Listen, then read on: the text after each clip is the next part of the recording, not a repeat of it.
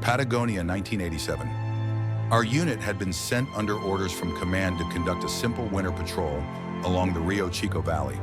It was meant to be routine watch the ridgelines, check for signs of smugglers, and report back by morning. At first, everything felt ordinary. The crunch of snow beneath our boots, the steady hum of the Jeep's engine, the smell of cold diesel in the air. Then the silence came. No wind, no birds, no sound at all, just a stillness that pressed on our ears like weight. Tracks appeared on the frozen ground, too large, too uneven, and they simply vanished mid-trail. The locals whispered of something called the Lemisch, an old predator of the mountains. That night, what we saw in the white haze wasn't human, and not all of us made it back. So before we continue, please like and subscribe and tell me where you're watching from. We were 5 men wrapped in olive drab coats, boots sinking into crusted snow that had frozen over the dirt track. The wind had died so completely it felt like the entire valley was holding its breath. Our Sergeant Mallory kept glancing back toward us as if to make sure the line didn't break. His breath fogged in front of his face, a thin white veil dissolving into nothing. "Stay sharp," he muttered, almost more to himself than to us. The Jeep followed at a slow crawl behind us, headlights cutting pale cones into the mist that crept between the trees. Its engine rattled in low gear, coughing occasionally, the smell of burned fuel hanging thick. That sound, that mechanical heartbeat, was the only thing tethering us to normalcy. Beyond it, the world was dead quiet. At first, I thought the silence was a blessing. War had taught me to live with the constant percussion of artillery, the metallic chatter of rifles, the staccato shouts of men scrambling for cover. Here, there was none of that, but soon I realized silence is not peace. Silence is absence, and absence makes you listen harder. The crunch of snow underfoot became too loud. The sound of my canteen shifting against my pack echoed in my skull. I could hear the dry crackle of Mallory's gloves every time his hand tightened on his rifle. Every sound we made felt like an intrusion into something that didn't want us there. We'd been moving nearly an hour when Alvarez, the youngest in our unit, stopped. "Sarge," he whispered, voice unsteady. "Look at this." He pointed at the ground. There were prints in the snow, large, misshapen, like the hind legs of some heavy animal pressed deep into the frozen crust. Except the pattern was all wrong. The stride was too wide, too uneven. Some impressions had 3 distinct edges, others 4, some elongated as though whatever made them dragged its weight. And then, just 10 meters ahead, the trail stopped. The last footprint was there, clear, pressed deep into the snow. After that, nothing. No scuff, no shallow depressions, no sign of leap or flight. It simply ended, as if the creature had lifted into the air or dissolved into the mist. No one spoke for a moment. We just stood staring at that abrupt end, trying to reconcile what we saw. Mallory broke the silence. Could be windblown, could be ice covering the rest, but his voice lacked conviction. Alvarez shook his head. "There's no wind, Sarge. Not even a drift." He was right. Not a single flake stirred in the air. "Let's keep moving," Mallory ordered finally, though his tone was tight. "Eyes up. Don't lag behind." We followed. But from that moment, every step felt like trespassing. The terrain grew stranger as we pressed deeper into the valley. Trees hunched low, their branches skeletal and rimmed with frost, twisting into shapes that resembled outstretched hands. Some trunks bore scars long, vertical gouges where bark had been stripped away. Too high for wolves, too wide for any hunting cat. "Bear?" someone whispered. "There are no bears here," Alvarez replied quickly. He was half Chilean, familiar with the terrain, and he sounded almost angry that anyone would suggest it. We moved on, but soon even the Jeep began to falter. Its engine sputtered, coughing more frequently, headlights flickering once, then again. The driver, Corporal Dwire, banged the dash with his fist. "Battery's fine. Fuel's full. It's just..." He stopped mid-sentence, staring at the gauges as though they were betraying him. The radio hissed faint static, then went dead. No click, no hum, no faint background noise, just absence. Dwire tried again, cycling through channels, tapping the receiver, even reseating the headset jack. Nothing. Mallory's jaw tightened. Keep it running, no matter what. We're not getting stuck out here. The mist thickened, swallowing the tree line until we could barely see 20 yards in any direction. Sound carried strangely in that haze. Our boots crunched, but sometimes it felt like the echoes came back delayed, or from the wrong angle. Once I could have sworn I heard a second set of footsteps out of rhythm with ours, heavier, dragging. I froze, rifle lifted, breath caught. The others halted too, scanning the white veil around us. Nothing but trees, snow, mist. The silence pressed in, heavier than before. "Move," Mallory ordered, voice clipped. But Alvarez lingered, eyes wide, peering into the mist. "I heard it too," he whispered. By dusk, we reached an abandoned farmhouse that had been marked on our map as a possible waypoint. A squat, weather-beaten structure, its roof sagging under the weight of snow, windows cracked or missing entirely. Smoke stains blackened the stones above the hearth inside, though no fire had been there in years. Mallory made the call to hold there until morning. Visibility shot, jeeps acting up. "We hole up here, rotate watch." We didn't argue. Shelter, even a ruined one, was better than trudging blind in the mist. Inside, the air was stale, thick with the smell of mold and rot. The wooden floor creaked beneath our boots. Scattered across the ground were old farming tools, rusted, broken, some bent in ways that didn't look natural. One iron plow had been twisted as though by enormous hands. Alvarez muttered a prayer in Spanish under his breath. We built a small fire in the hearth, though the smoke rose strangely, curling back down as though reluctant to leave. Dwire kept fussing with the radio, but it remained stubbornly silent. Night fell quick. The wind didn't return. The silence deepened until even the crack of the fire felt intrusive. That's when we heard it, not outside, above. A dragging, scraping sound across the roof. Slow, heavy, deliberate. Every man froze, rifles raised toward the ceiling. The sound moved from one end of the farmhouse to the other, then stopped. We waited, ears straining. Then 3 thuds, loud, powerful, as if something enormous had landed just beyond the far wall. Mallory motioned for quiet, finger to lips. He moved to the shattered window, peering into the mist. We all waited, hearts pounding, breaths shallow. Nothing moved outside, only the same blinding white haze. Then from somewhere within that fog, a low sound rose. Not quite a growl, not quite a howl, something in between.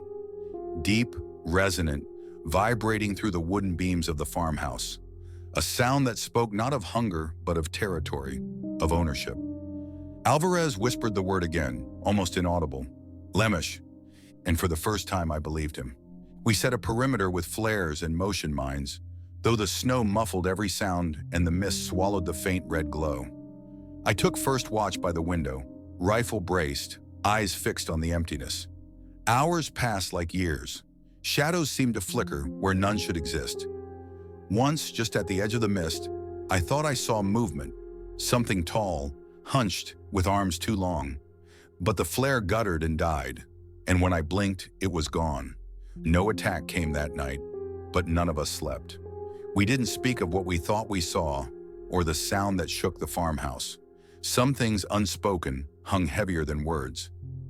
At dawn, when the mist began to thin, Mallory gave the order to move out, but the Jeep wouldn't start. Its battery was drained to nothing, despite being new the day before.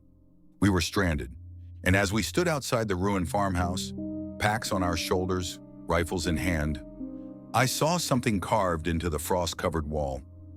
Not with a knife, not with human hands. Long, parallel grooves, deeper than any tool could cut.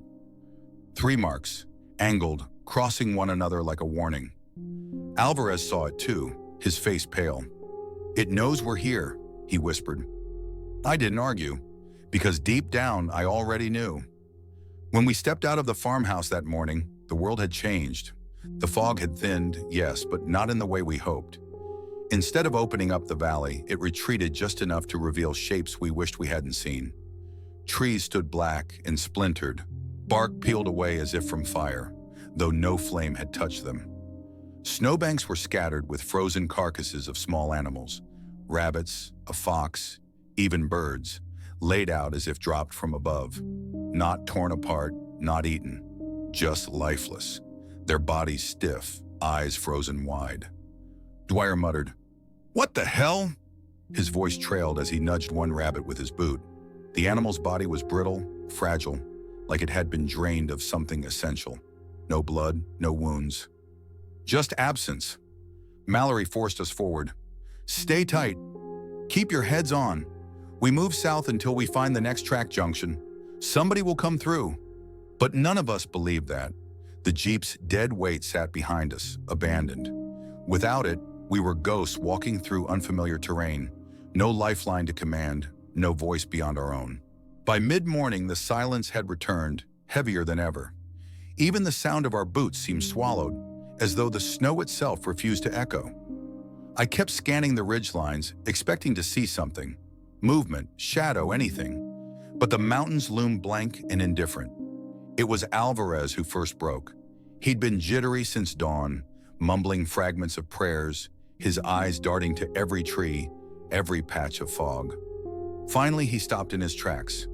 "We're being herded," he whispered. Mallory turned, irritation in his voice. "What are you talking about, Private?"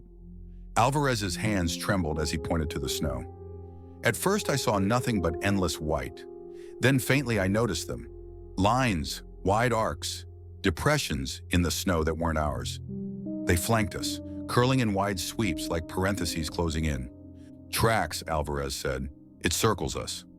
Mallory bent down, studied the marks, then rose slowly. His face betrayed nothing, but I saw the tightness in his jaw. "We keep moving," he ordered, but the rest of us began exchanging looks. Dwire, Kowalski, even myself. None of us wanted to voice it, but Alvarez had said what we were all thinking. Something was out there, keeping pace, watching. An hour later it struck. Not an attack, not yet, but a sign. Kowalski was point man, moving through a narrow cut where the snow lay waist deep between two ridges. He stopped suddenly, hand up, rifle raised. The rest of us closed in, nerves taut.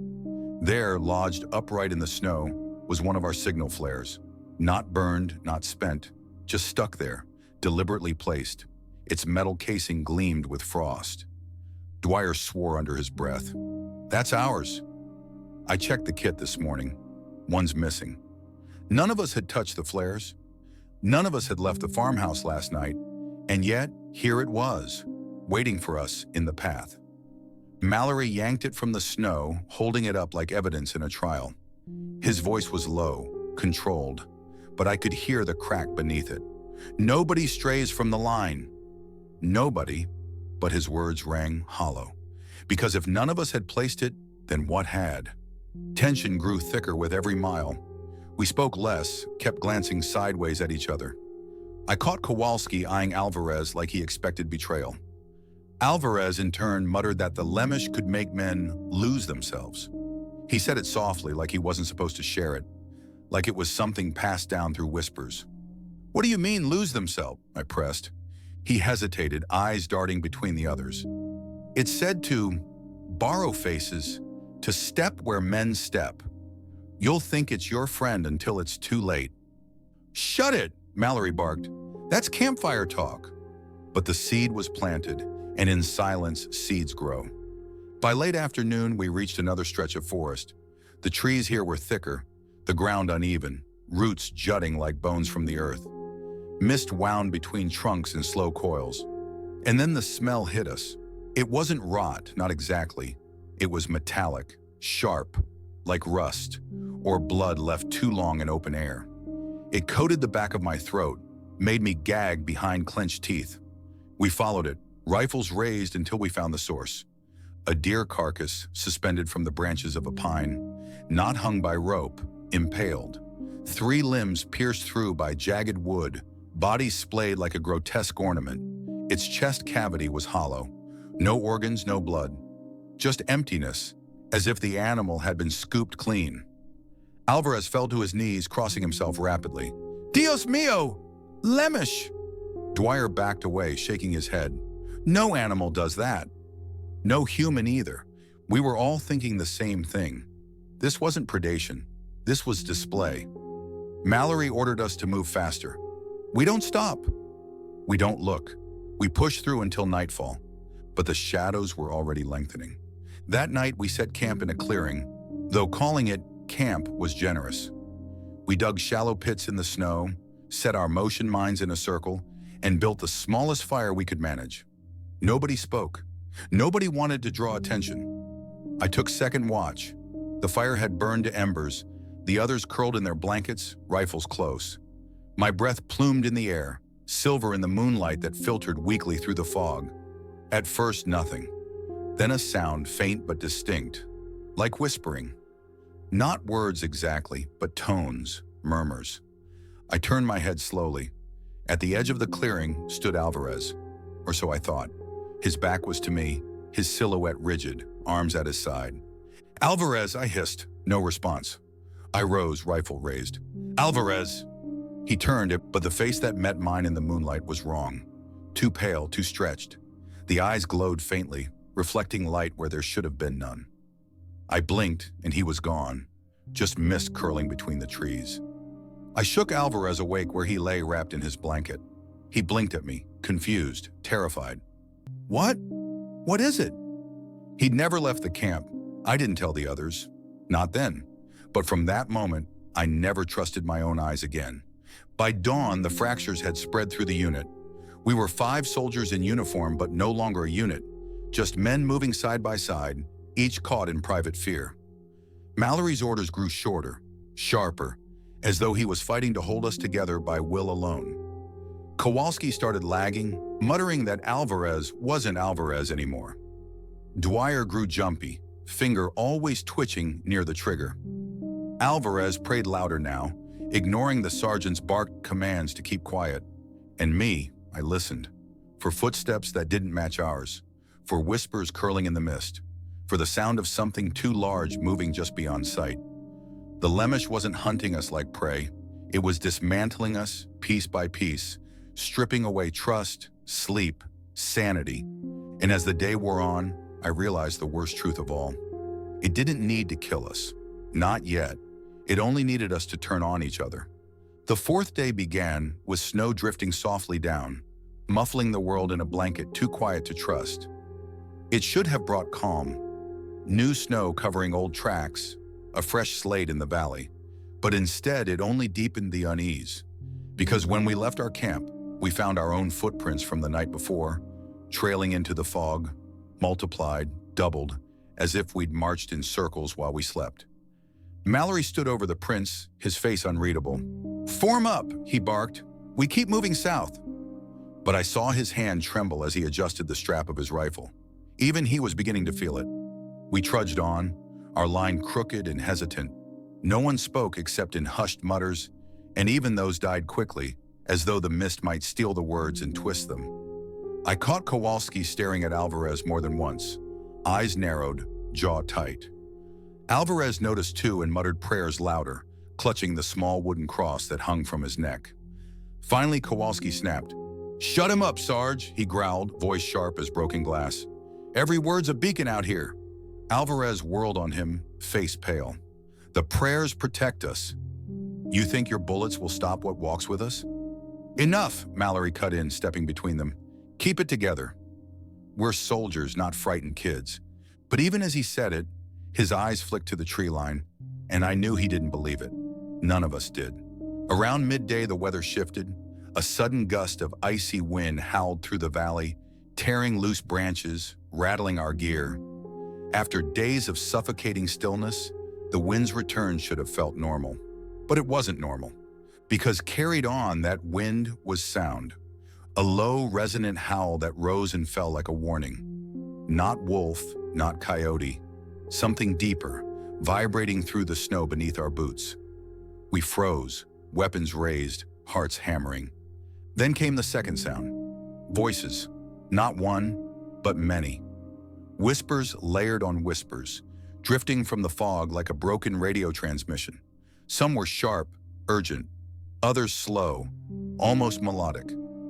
I strained to listen, and for a moment I swore I heard my own name. Mallory gave the signal to move, urgency in every line of his posture.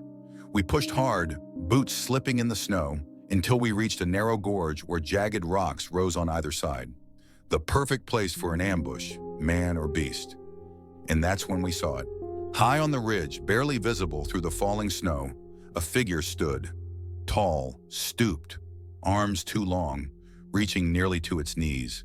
Its outline blurred with the fog, like smoke given shape. The head was angled wrong, cocked far to one side, studying us. "Jesus," Dwire whispered. Mallory hissed, "Eyes front, move!" But none of us moved. We were locked in place, watching that thing stand impossibly still. Then without a sound, it vanished. One moment there, the next gone, as if the fog had swallowed it whole. We pushed on harder after that, lungs burning in the thin air. The gorge spat us out into a clearing where the snow lay undisturbed. That's where the paranoia finally cracked us open. Kowalski grabbed Alvarez by the collar, shoving him into the snow. "It's him! It's been him all along," he shouted, eyes wild. Alvarez struggled, cross clutched tight in his fist. "Let go! I've done nothing!" "You prayed its name," Kowalski snarled. "You brought it on us!" Mallory wrenched them apart, shouting, "I'd stand down! Both of you!" But the damage was done. Trust had snapped like a brittle branch. I saw it in Kowalski's eyes, in Alvarez's trembling hands. Brothers in arms no longer, just frightened men trapped in the same nightmare. That night, we set camp without speaking. The fire crackled low, throwing weak shadows on our faces. Mallory paced the perimeter like a caged animal, rifle at the ready. The rest of us sat in silence, eyes darting to the tree line with every gust of wind. It happened just after midnight. I was half asleep when the motion mines triggered. 3 sharp pops in the snow. We all bolted upright, rifles raised. Red flares hissed into the air, burning against the fog, throwing jagged light into the clearing. Something moved just beyond the circle. Huge, too fast for its size. The flare light caught a glimpse. An arm, pale and sinewy, fingers that ended not in nails but in black, curved points. Then it was gone, swallowed by the mist. Dwire fired into the tree line, muzzle flashes strobing the night.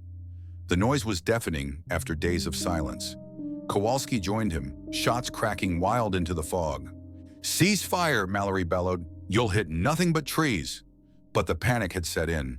Every shifting shadow became a target, every gust of wind a threat. Bullets tore into wood, snow exploded in plumes, and still nothing emerged from the fog. Then screams, not ours, human screams echoing from the mist. Familiar voices calling out our names. "Help me," one cried, Alvarez's voice. But Alvarez stood right beside me, wide-eyed, whispering, "That's not me. That's not me." Another voice rang out, Dwire's this time, pleading, terrified. Yet Dwire was still firing, lips pulled back in a snarl. The Lemisch wasn't attacking, it was mocking, borrowing our voices, throwing them back at us like baited hooks. When the flares sputtered out, darkness reclaimed the clearing. Silence fell again, heavier than before. We huddled close to the dying fire, rifles clutched, hearts pounding.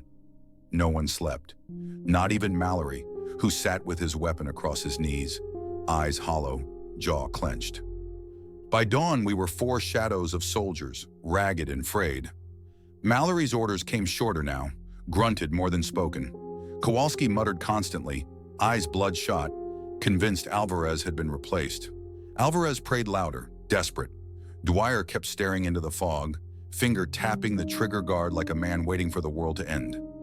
And me, I began to wonder if the Lemisch wasn't outside at all. Maybe it was inside, twisting us, reshaping us, waiting until we were hollow enough to claim. The breaking point came that afternoon. We found a tree in the middle of the valley, stripped bare of branches, its trunk scarred with gouges. At its base, something was pinned in the snow. A uniform blouse, green, American issue, the name patch torn away. "It's ours," Mallory said quietly. Kowalski turned on Alvarez, rifle raised. "That's proof."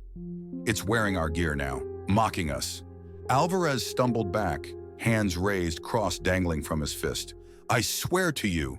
"Drop the weapon, Kowalski," Mallory roared. But Kowalski didn't. His finger curled. The world froze. Then Dwire knocked his rifle aside, the shot blasting harmlessly into the snow. The two men grappled, shouting, fists flying, boots kicking up white powder. Mallory wrenched the gun free and shoved them apart. His voice cracked like thunder. "Another stunt like that, and I'll put a bullet in both of you." We stood there panting, hearts hammering, the fog pressing close around us. And somewhere beyond the trees, faint but clear, came a laugh. Low, guttural, almost human. The Lemisch was close now, closer than ever, and for the first time I knew with certainty, not all of us would walk out of Patagonia alive. The fifth day bled gray from the sky. No sunrise, just a dim light pressing through the fog like the world had forgotten what warmth was. Our bodies were brittle, hollowed by cold and fear. I don't think any of us had slept more than an hour the night before. We moved like ghosts, boots crunching faintly in snow that swallowed sound. Mallory drove us south with the stubbornness of a man who refused to admit the valley had claimed us. His voice cracked as he barked orders, throat raw from the cold. "Form up. Stay tight. Don't break." But the line had already broken. We were no longer a unit, just men trailing one another through a land that didn't want us, and the Lemisch knew it. By midday, the silence changed. It wasn't absence anymore. It was pressure, like a weight pressing on the chest, on the skull, squeezing the air from our lungs. The forest grew denser, branches sagging under frost, their shapes bending into arcs above us. The snow deepened until every step burned our thighs. That's when we heard it, a snap of wood, heavy, deliberate, not behind us, beside us, then another on the opposite flank, too heavy for deer, too steady for wolves. We froze, rifles raised, eyes darting. "Eyes on the tree line," Mallory whispered. His breath hung in the air, trembling. Through the mist, a shape emerged. At first, it looked like a man, tall, broad-shouldered, moving slow. Then its arms swung low, too low past the knees. Its back hunched unnaturally, head lolling to one side as though the neck couldn't hold it upright. Its skin, what little we saw, was pale, almost luminous against the gray. Dwire hissed, "Target acquired," and raised his rifle. But the thing slipped into the fog before he could fire, its movement soundless, wrong. Then another shape appeared to our left, a mirror, then a third ahead.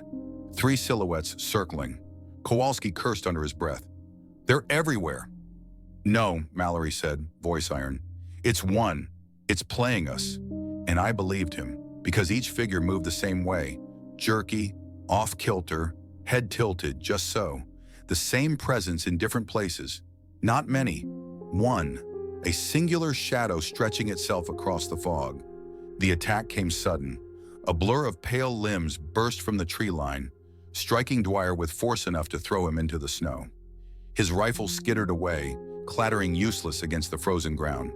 The thing stood over him, tall, skeletal, its arms ending in black, hooked talons, its head cocked further than any human neck could bend, jaw opening too wide, as though curious what sound Dwire might make when it tore him apart. "Fire!" Mallory roared. We unleashed everything. Muzzle flashes stuttered through the fog, bullets ripping into pale flesh. The creature shrieked, a sound like metal tearing against bone, and staggered back. Its outline flickered, blurring between solid and smoke. Then, with a lunge that seemed to bend space itself, it melted into the fog and was gone. Dwire scrambled to his feet, gasping. His parka was shredded across the chest, deep gouges etched into his flak vest. But he was alive. "We hit it," Kowalski panted. "We hit it." But Mallory shook his head, eyes locked on the tree line. "No, we scared it, that's all." For the rest of the day, it hunted us, not openly, not directly, watched. Every so often, I'd catch it at the edge of vision, a shape among trees, a reflection in the ice. Once, when I glanced over my shoulder, I saw it walking just behind Alvarez, close enough to reach him. But when I blinked, only mist remained. We marched faster, desperation gnawing at discipline. Our rations dwindled. Water froze in canteens. Fear burned hotter than hunger. When dusk fell, Mallory ordered no fire, no sound. We huddled in a hollow beneath a cliff face, backs pressed against cold stone. The snow fell heavier, smothering the world in white. And then we heard the voices again, first faint, drifting on the wind, then louder, clearer. "Help me," came Kowalski's voice from the forest. He turned pale, gripping his rifle so tight his knuckles whitened. That's me." Then Alvarez's voice, "Over here!" But Alvarez sat shivering beside me, cross clutched to his chest, tears streaking his face. One by one it mimicked us, our voices, our words, thrown back from the dark. Until finally it spoke with Mallory's voice, commanding, certain. "Stand up! Move out!" The sound froze us, because it was perfect, indistinguishable. Our sergeant's voice calling from the woods. Mallory's face went rigid. "Don't move," he hissed. But the seed of doubt took root. I saw it in Dwire's eyes, in Kowalski's twitching hands. Who was real? Who wasn't? The Lemisch wasn't just hunting our bodies, it was hunting our trust. Sometime deep in the night, Alvarez vanished. One moment he was huddled beside me whispering prayers. The next gone. No sound, no struggle, just absence. We tore through the snow, calling his name, our whispers ragged, terrified. Mallory held us back from shouting aloud. "It wants us too. It wants us loud." Then from the mist came Alvarez's voice. "I'm here! Over here!" Dwire surged forward, but Mallory yanked him back. "That's not him." The voice grew closer, panicked. "Please, it has me." I felt my chest cave in, because whether it was Alvarez or not, we couldn't move. We couldn't risk it. And if it was him, then we abandoned him to the dark. The voice faded into silence. Alvarez never came back. At dawn, we were 4. Mallory didn't speak of it, neither did we. But the guilt hung heavy, thicker than the mist. We moved on slower now, nerves frayed to wire. Every tree felt like an ambush. Every breath felt stolen. Then just past midday, the Lemisch struck again. The snow erupted behind us as it barreled through faster than any man could move. Kowalski turned, barely had time to scream before those black talons tore across his throat. Blood sprayed the snow, steaming in the cold. His body crumpled, twitching, eyes wide and glassy. We opened fire, bullets ripping into pale flesh. The thing staggered, shrieked, then vanished once more into the fog. But Kowalski was gone. Mallory crouched beside the body, jaw tight. He closed the dead man's eyes, muttering something under his breath. Then he stood, face hard as iron. "We don't stop," he said. "We move. We make it out, or we die trying." And so we marched again, 3 shadows where once there had been 5. That night, Mallory set double watches. No fire, no sound. Just the 3 of us, Mallory, Dwire, and me, huddled in the snow with rifles ready. I took second watch. The moonlight bled pale across the valley, casting long shadows between the trees. And there it was, standing at the edge of the clearing, watching. The Lemisch. Its body was long, skeletal, skin pale as bone.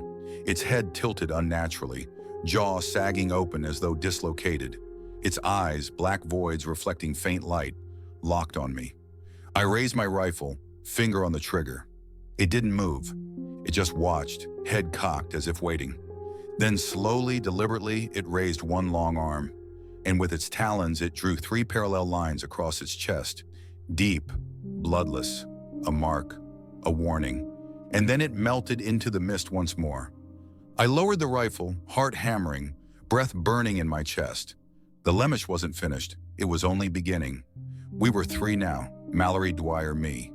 Each step through the snow felt heavier than the one before, not just from exhaustion, but from the weight of silence that followed us like a shadow.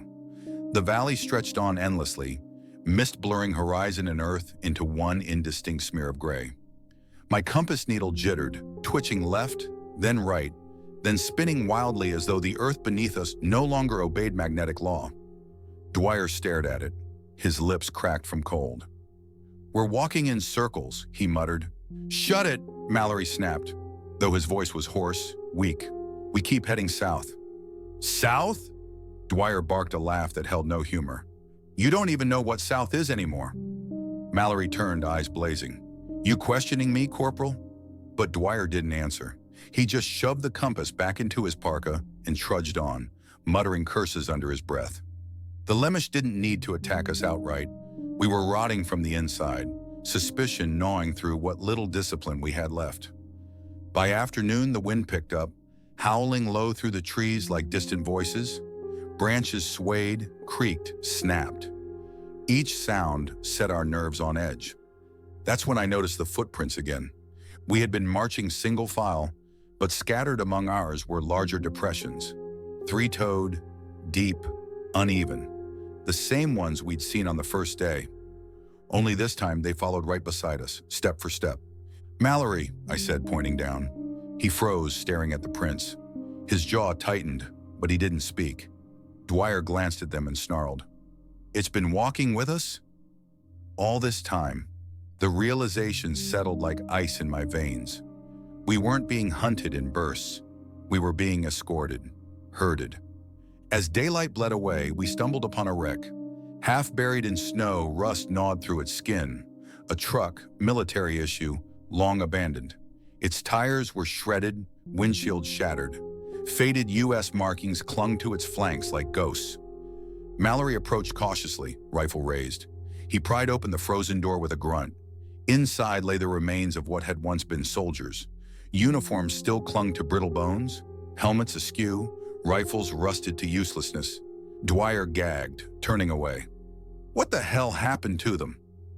Mallory rifled through the wreck, pulling out a frozen satchel. Inside, waterlogged papers disintegrated in his hands. But one map survived, though it was scarred by frost. He studied it under dim light, brow furrowed. "This convoy was here decades ago," he muttered. "They never made it out." My stomach sank. The Lemisch hadn't just found us. It had found others before, and none escaped. Mallory folded the map, tucking it into his jacket. His voice was flat. "We're not ending like them." But I could hear the hollow echo in his tone. That night, we didn't bother with a fire. We dug shallow pits, huddling in the snow, rifles across our chests. The cold gnawed through bone, but it was safer than light. Sleep never came, because the voices returned. Whispers at first, drifting through the trees, then clearer, stronger. Dwire's voice, calling Mallory, pleading with me. Then Mallory's voice ordering me to move out. Then, my own voice. It was like hearing a recording played back, perfect but wrong. Too smooth, too steady, stretched at the edges like a mask pulled too tight.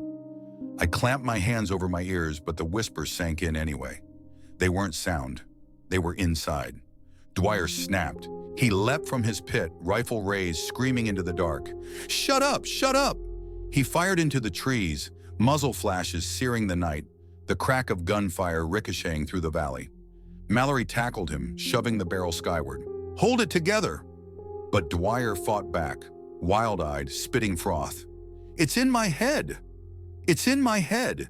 It took both of us to wrestle the rifle away. By the time we forced him back into the snow, he was sobbing, rocking back and forth, mumbling nonsense. The Lemisch hadn't touched him physically. It didn't need to. It was peeling him apart piece by piece. At dawn, we pressed on, dragging Dwire between us.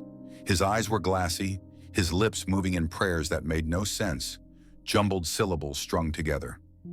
The mist thinned as we entered a clearing, sunlight bleeding weakly through. For the first time in days, I felt a sliver of relief. That's when Dwire screamed. We spun around just as something yanked him off his feet. One moment he was beside us. The next he was dragged backward, boots carving trenches in the snow. His screams tore through the clearing as he vanished into the fog. We ran after him, weapons raised, hearts pounding. His cries echoed, twisted, as though thrown back from every direction at once. "Mallory, help me! No! Over here!" I couldn't tell which was real. We burst into the trees, rifles snapping toward every sound. Then through the mist, I saw him. Dwire, hanging in the branches of a tree, limbs twisted, head cocked at an impossible angle. His mouth opened in a scream that never ended, a scream that went on, though his chest didn't move, though his eyes were lifeless. Mallory fired, bullets shredding branches, but the sound didn't stop. It just echoed, layered, multiplying until the forest was filled with Dwire's death cry. I grabbed Mallory's arm, pulling him back. "It's not him anymore." His eyes burned with rage, grief, fury, but finally he lowered his rifle. The scream faded into silence. We turned and ran. By nightfall, it was just Mallory and me, two shadows against the endless white. We found a shallow cave in the hillside, barely big enough to crawl into.